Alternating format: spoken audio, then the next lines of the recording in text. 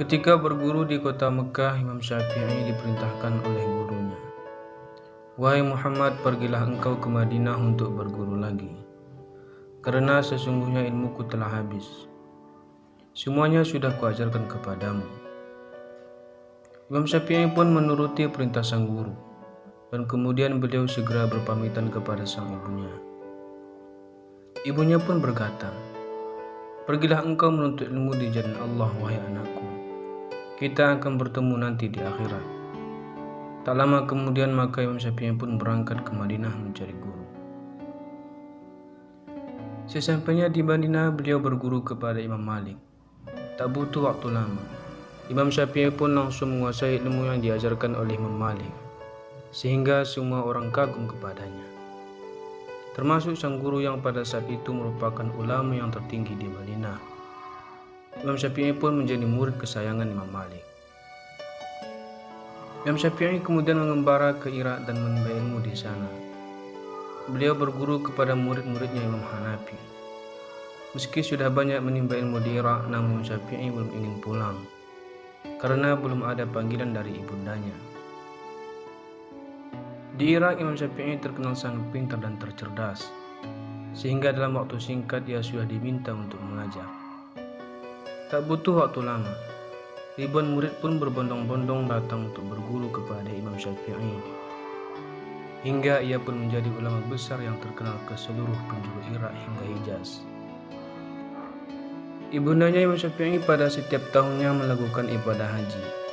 Pada kesempatan tahun itu pun sang ibu melaksanakan ibadah haji. Pada saat itu sang ibu mengikuti kajian dari salah seorang ulama, yang mana sang ulama itu sering menyebut nama Imam Syafi'i. Mendengar ulama itu sering menyebut nama Imam Syafi'i, setelah pengajian sang ibu pun menjumpai ulama tersebut. Kemudian sang ibu pun bertanya kepada beliau, "Wahai Syekh, siapakah itu Muhammad bin Idris Asy-Syafi'i?" Sang ulama itu pun menjawab bahwa Imam Syafi'i adalah gurunya di Irak.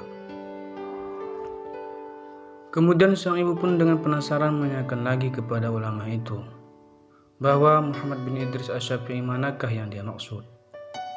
Ulama tersebut pun menjawab bahwa ia merupakan ulama besar yang berasal dari kota Mekah. Sang ibu pun terkejut mengetahui bahwa guru ulama tersebut merupakan anaknya. Kemudian sang ulama menyampaikan kepada ibunya Imam Syafi'i bahwa ia ingin berpesan apa kepada sang anak.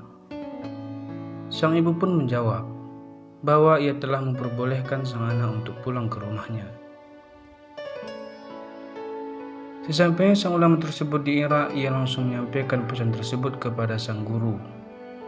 Imam Syafi'i yang mendengar kabar tersebut langsung bergegas untuk pulang ke Mekah. Mendengar kabar Imam Syafi'i ingin pulang, penduduk Irak sangat sedih. Namun mereka tidak bisa berbuat apa-apa. Ketika Imam Syafi'i ingin pulang, masyarakat serta sang murid pun telah menyiapkan bekal kepada Imam Syafi'i, karena Imam Syafi'i telah menjadi ulama besar di Irak. Ia pun menerima bekal yang sangat banyak. Ratusan ekor unta telah diterimanya dari masyarakat dan dari muridnya. Sesampainya Imam Syafi'i di pinggir kota Mekah, ia pun memerintahkan muridnya untuk memberitahukan kepada ibu bahwa ia telah berada di pinggir kota Mekah. Sang ibu pun bertanya, apakah yang ia bawa? Kemudian sang murid pun menjawab dengan bangga bahwa Imam Syafi'i membawa ratusan ekor unta dan harta lainnya.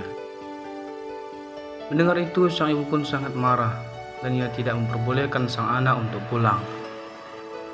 Dengan rasa bersalahnya, sang murid pun kembali menjumpai sang guru dan menyampaikan bahwa sang ibu marah dan tidak memperbolehkannya untuk pulang.